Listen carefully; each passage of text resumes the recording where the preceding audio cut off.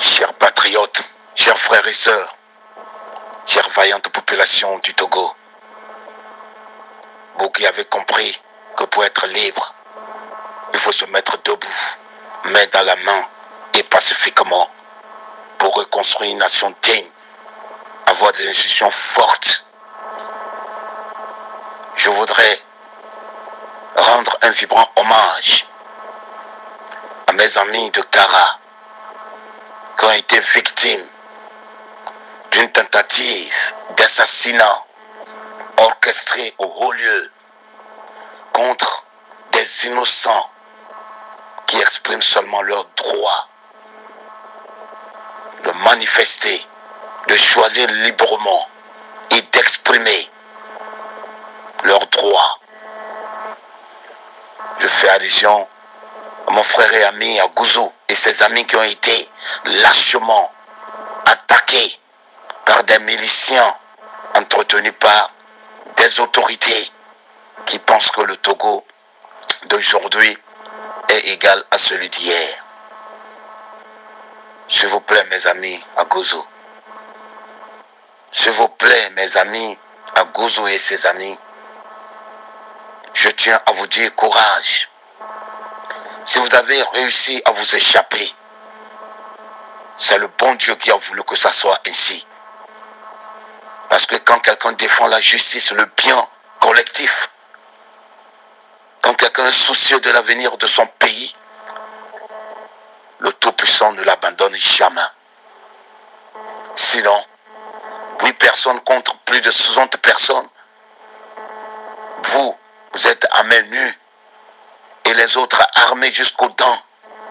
Mais vous n'avez pas la grâce du Tout-Puissant réussi à sortir sain et sauf, malgré les coups et blessures que vous avez sur vous. Dieu saura vous soigner. Dieu saura vous guérir et vous donner encore la force qu'il a eu à donner à David pour combattre Goliath jusqu'à la victoire. J'en suis sûr et je suis rassuré. Je voudrais me poser cette question, ou je voudrais nous poser cette question. Y a-t-il une loi qui interdit les manifestations à Kara? Y a-t-il une loi dans notre constitution qui interdit des manifestations dans certaines villes de notre pays, surtout à l'intérieur du pays et plus précisément à Kara? Je voudrais que les responsables de l'opposition surtout répondent à cette question et réfléchissent mûrement à cette question. Parce que ce n'est pas la première fois que la vie des opposants à Kara est menacée. Je voudrais revenir sur certains cas qui sont passés. Dont moi, Naboudia Bourima, votre frère ami qui vous parle, j'ai été victime avec mes petits frères, Napotian et Kaming et Piabalou. Ça a été féroce. Et j'ai à l'esprit, en mémoire, cette manifestation du CST, le collectif Sauvons le Togo, le 4 août 2012 à Kara, où il y avait presque tous les responsables de l'opposition pour la manifestation qui a été empêchée par les mêmes miliciens.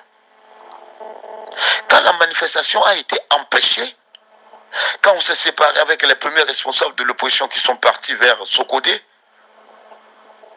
mon petit frère Napotian et moi, nous avons été attaqués par des miliciens vers la zone de SOS à Kara. Nous avons été molestés. Tous mes vêtements étaient déchirés et je saignais. Mon petit frère Napotian a été blessé sérieusement le jour-là. Ils ont cassé ma moto. Je suis revenu à la maison avec ma tenue complètement déchiquetée. Et tenez-vous bien, le 6 août, la manifestation a été avortée, empêchée le 4 août 2012. Le 6 août, M. Bakali, il est toujours préfet. Vous pouvez aller vérifier auprès de lui. A convoqué le directeur Traoré du Créteil Kara pour lui signifier que Naboudia, s'il ne fait pas attention, il va le casser la tête, il va le tuer. Il est Bassa, s'il veut faire la politique d'aller à Bassa. Je n'ai fait que reprendre ses propos. Et le 8 août, mon chef service, M. Traoré, m'a convoqué au bureau, au service. Je suis allé.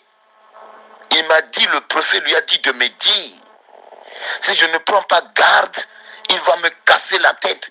Et que je suis Bassa, si je veux faire la politique d'aller à Bassa. Je réaffirme les propos de M. Agouzou. Monsieur Agouzou, ce que vous avez, le nom du monsieur que vous avez cité, ce n'est pas à douter. Et j'ai saisi les institutions des droits de l'homme, surtout la CNDH qui a fait le course, qui a recoupé les informations. Et j'avais demandé qu'il y ait confrontation entre le préfet et moi. Jusqu'à ce jour, lettre morte. Comme s'il avait le droit de vicier des gens. Personne ne m'a rendu justice. J'ai saisi les ambassades. Je ne sais pas qu'est-ce que eux autres ils ont eu à faire. J'ai envoyé même une lettre au ministère de la Sécurité. Jusqu'alors, rien ne m'a été rendu comme justice. Et c'est dans ces conditions que nous sommes. Chaque jour que Dieu fait, nos vies sont menacées. Mais entre la justice et l'injustice, pour quelqu'un qui aime son pays, le choix est clair. Ils ne pourront pas nous décourager. S'ils souffraient cruellement comme nous, ils n'allaient jamais se taire. Donc, c'est simple et clair. On ne peut pas demander à autrui d'accepter ce que soi-même on ne peut pas accepter. Regardez Kara, une ville complètement oubliée, où on nous fait croire que c'est chez le chef de l'État durant 50 ans. Une seule route qui traverse la ville, qui s'étend sur plus de 20 km. Une seule route. Un pont dans un état de délabrement avancé. Des ruelles. Pas de route. Il n'y a pas d'électricité. Les gens se sont débrouillés avec ce qu'on appelle communément des araignées, mettant des populations en danger quotidiennement et permanemment. Pas d'eau, pas d'eau. Et on demande aux gens de se taire. S'il vous plaît, les jeunes qu'on utilise pour aller taper, tabasser ceux qui se battent pour l'avenir de ce pays. Si vous êtes heureux, si vous avez des conditions de vie dignes, vous n'accepterez pas le faire. Aucune autorité digne de ce nom n'accepte que son enfant aille taper des innocents. S'il vous plaît, c'est une malédiction. L'histoire en tiendra compte. J'interpelle ici et maintenant les institutions des droits de l'homme, les premiers responsables de l'opposition, de prendre leur responsabilité en main pour qu'une lumière soit faite sur ce crime à répétition.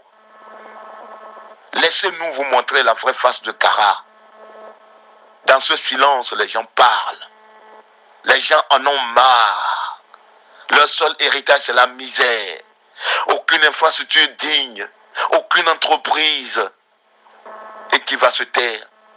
La génération actuelle est différente de celle d'hier. Que ceux qui veulent comprendre, comprennent. S'il vous plaît, c'est votre frère et ami Nabouja. Quand vous aimez votre pays, devant la misère ambiante, vous ne pouvez pas vous taire. Mes chers frères et sœurs, mettons-nous debout pour sauver ce pays. Je vous remercie.